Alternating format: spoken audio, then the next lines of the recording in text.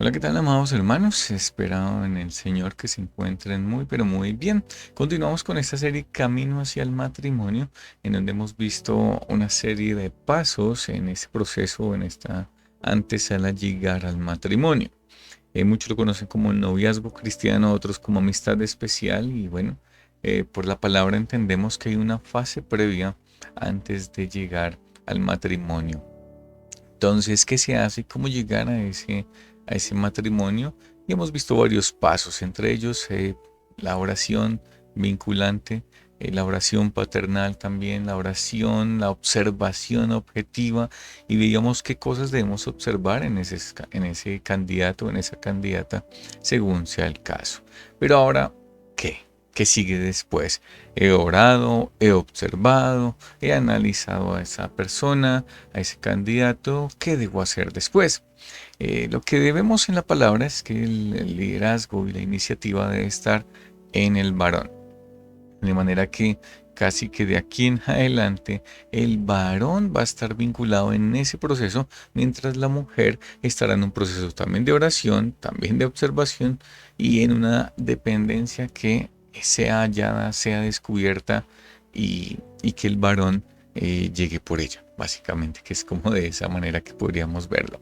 Entonces, oración, observación, y ahora vamos a adentrarnos en lo que será los siguientes pasos que vemos en la escritura. Pero antes, en medio de la observación, hay algo que me parece muy interesante y este texto bíblico ya lo he citado en un video, pero quiero volver a recalcar esta idea. En medio de la observación es bueno y es sabio también preguntar a otras personas acerca de ese candidato. Y eso también lo pueden hacer las mujeres, también lo pueden hacer los varones. Preguntar a alguien que la conozca de cerca acerca de algún aspecto que yo quiera averiguar o que yo quiera indagar. ¿Mm? Mira lo que dice Ruth, capítulo 2, versículo 11, acerca de vos, cuando vea la moabita, Ruth la moabita, él empieza a preguntar a sus criados, ¿y quién es esta joven? Y ellos le dicen, no, mira, es que ella es la nuera de Noemí, ella vino a castigar, ella vino acá dejando sus raíces, ella es de Moab, pero vino con su suegra, no la abandonó, su esposo murió, su suegro también murió y empiezan a contarle toda la historia.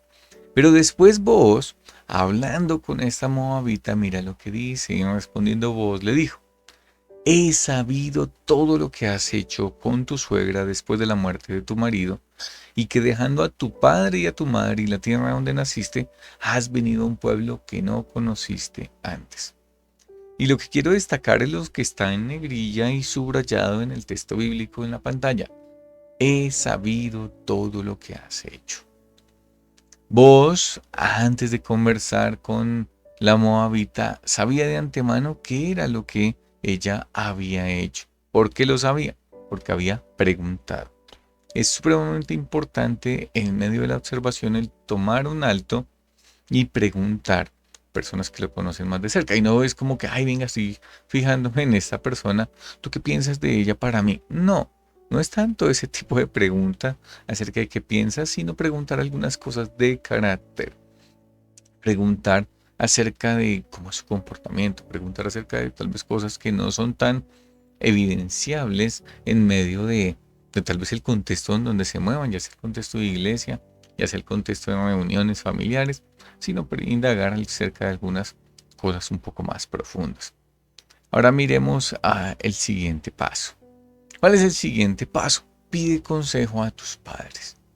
Estamos en una sociedad en que los papás, uy, no, en el noviazgo mío no te metas, allí decido yo, allí tú no tienes nada que ver, tú ya, me criaste y ya, aquí no te metas, padre. Pero vemos en la escritura que Dios nos anima a través de nuestras autoridades, Dios mismo las estableció y miremos lo que dice la palabra en Romanos capítulo 13, versículo 1 al 2.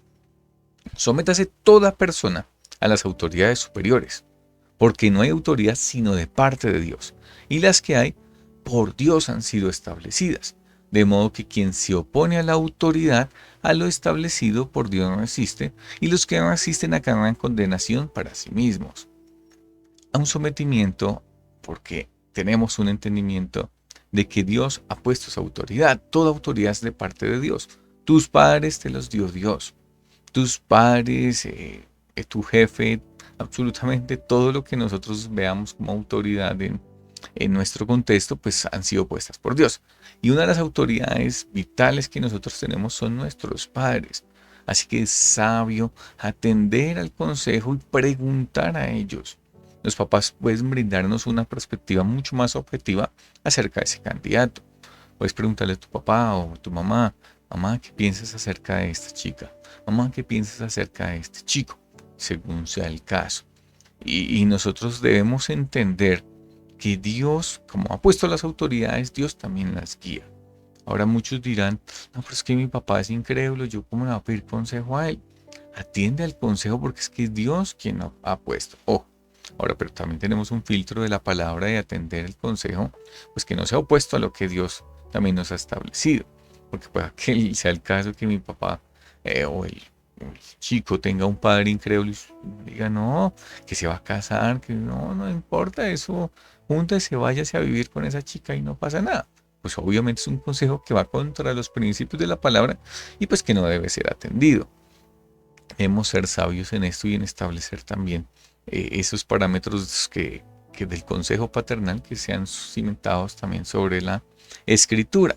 Pero también debemos ser claros en que si no hay un aval de los padres para continuar en este proceso, si los padres generan alguna inquietud y le dicen al chico, hijo, mira, piensa en estas cosas, yo he visto en esta chica esto y esto y esto, es algo que debes considerar, de manera que hay como una pausa.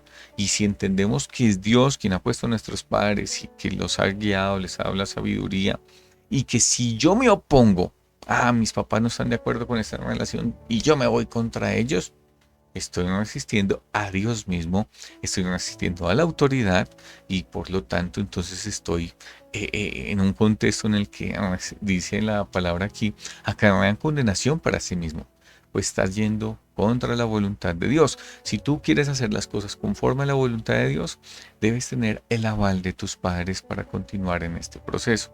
Entonces es algo que debemos tener en cuenta, importantísimo. Nuestros padres son nuestras autoridades y debemos atender su consejo. Pero también hay casos en que, bueno, mis padres no son creyentes, tal vez me dieron un mal consejo. ¿Qué hago? Pues también Dios nos anima también a través de las autoridades puestas en la iglesia, un líder de jóvenes, el pastor de tu congregación, el anciano de tu congregación, una persona madura espiritualmente, puedes irle a pedir consejo también a esa persona. Ojo, no a tus amigos. Por lo general es muy fácil decirle, ay, venga, chico, amigo, tal, venga, parce, ¿qué piensas acerca de esta chica? Y él, uy, sí, sí, sí, es muy bonita, tal, y te dará hasta un mal consejo. ¿Por qué? Recordemos el caso del hijo de Salomón en medio de gobernando este varón. Dice que pida consejo a los ancianos, a los sabios que estuvieron gobernando con su papá y le dicen, mira, tienes que hacer esto, bajar los impuestos para generar un buen vínculo con el pueblo. Pero él dice, no, despreció a ellos, trajo a sus amigos y tuvo un mal consejo de parte de los jóvenes, de parte de sus amigos y atendió a ese consejo y le fue muy mal. Tanto así que el reino se dividió.